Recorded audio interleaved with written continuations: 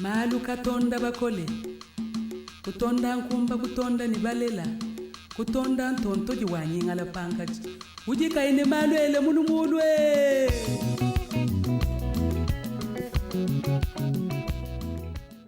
Elle vient de nous quitter. C'est samedi 10 décembre à Kinshasa, la capitale de la rumba congolaise, la Mamou nationale.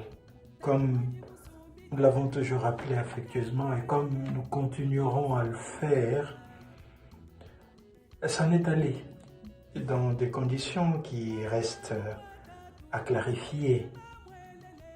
Car nous, ces fanatiques, chercherons à connaître pourquoi celle qui nous a aidés à nous épanouir, à danser au rythme de cette belle moutouachée congolaise s'en va. À l'âge de 64 ans, bel âge.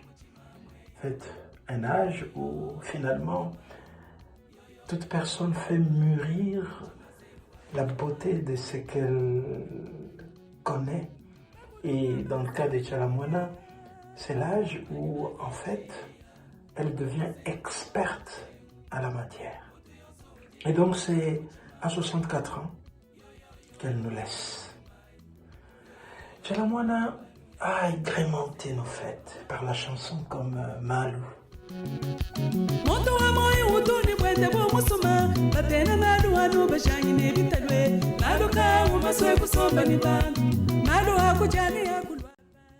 Et toujours heureux quand j'ai assisté à des manifestations, à des mariages. Et c'était toujours émouvant le moment où on mettait Malou. Et là, vous sentiez tout le monde se lever pour chanter, pour danser. Il y a aussi des tubes que sa mort me rappelle, comme Caribou Yango.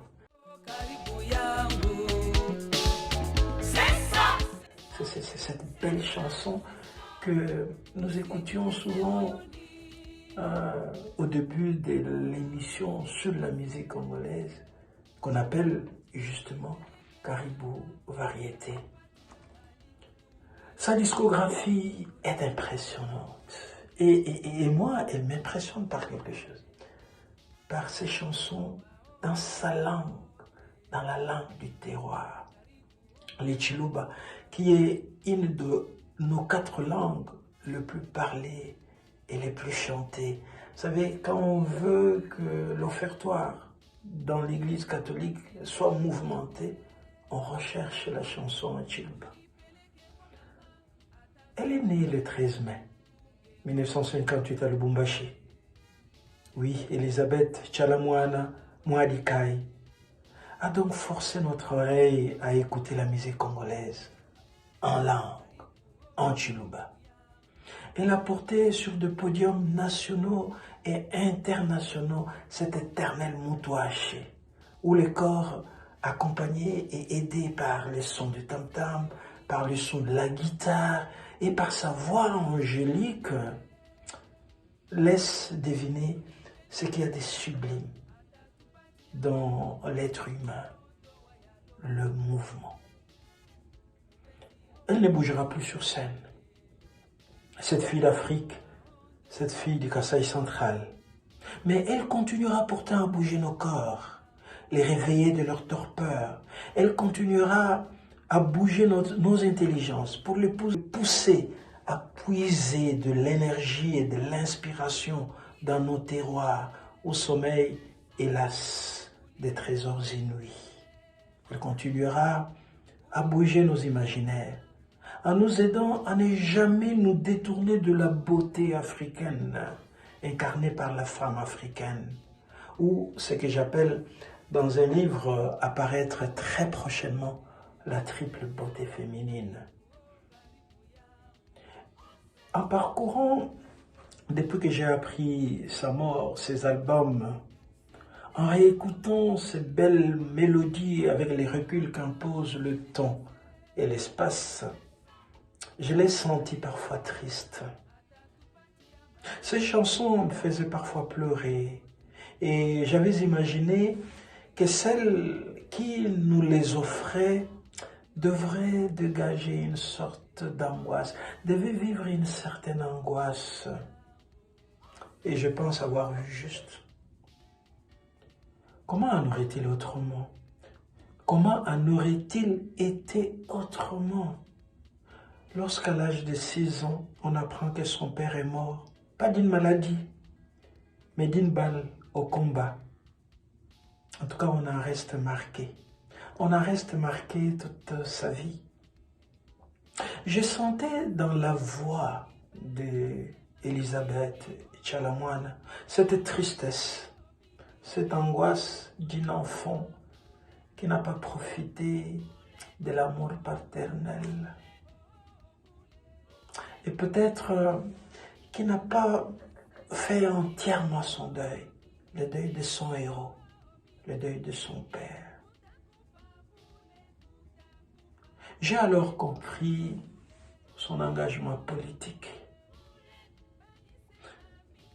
Oui, je l'aurais dissuadé de se mêler de la politique, simplement parce que quand celles qui décident de nous faire réfléchir par la musique, celles et ceux qui décident de nous unir par la danse et par les chants, quand ils prennent parti, ils obligent leur œuvre à se restreindre, à ne pas être universelle.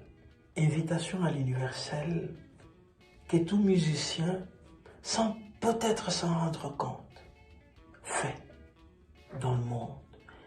Et nous savons aujourd'hui que notre pays, dont on dit qu'il y a des plans de balkanisation, et que si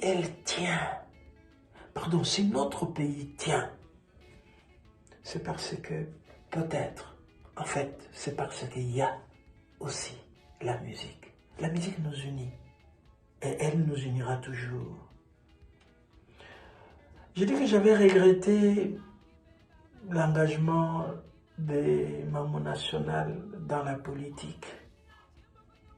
Non pas que je refuse à une femme africaine s'engager en politique, au contraire, mais que ceux et celles qui choisissent de nous faire danser et trémousser ne prennent jamais parti.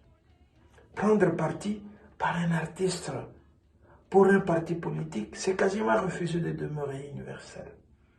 L'exemple de Rochereau Tabouley m'a laissé un goût amer de se prendre parti que pour plusieurs raisons, nos artistes ne peuvent malheureusement pas éviter.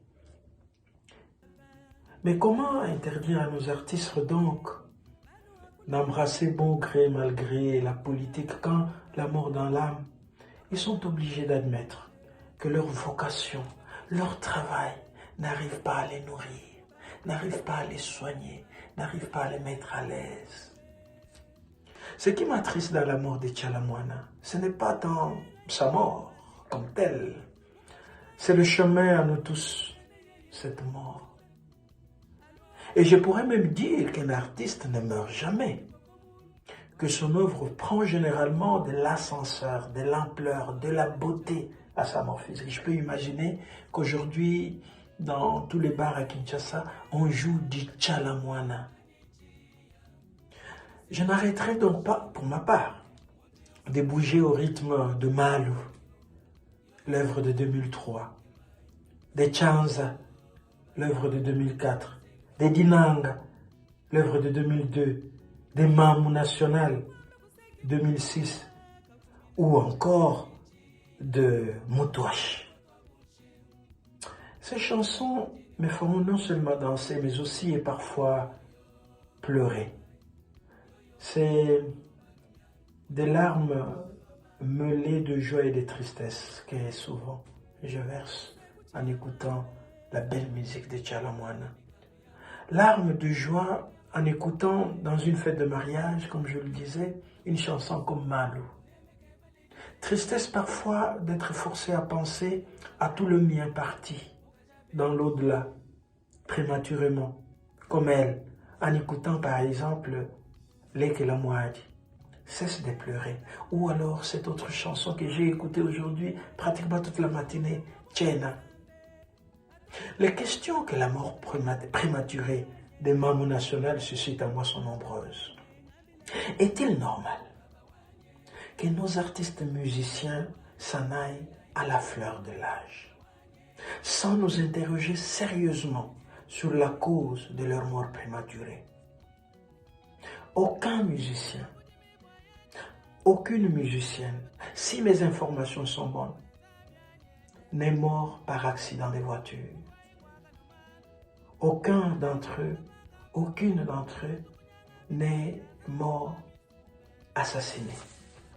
Et pourtant, à l'exception notable de Wendo Kolosoi et de Lutumba Simaro, morts respectivement à 83 ans et à 81 ans, nos artistes musiciens sont morts jeunes, voire malheureux, laissant leur famille dans des conflits interminables. Je pense à Papa Wemba, je pense à Emenea, je pense à Madilou System.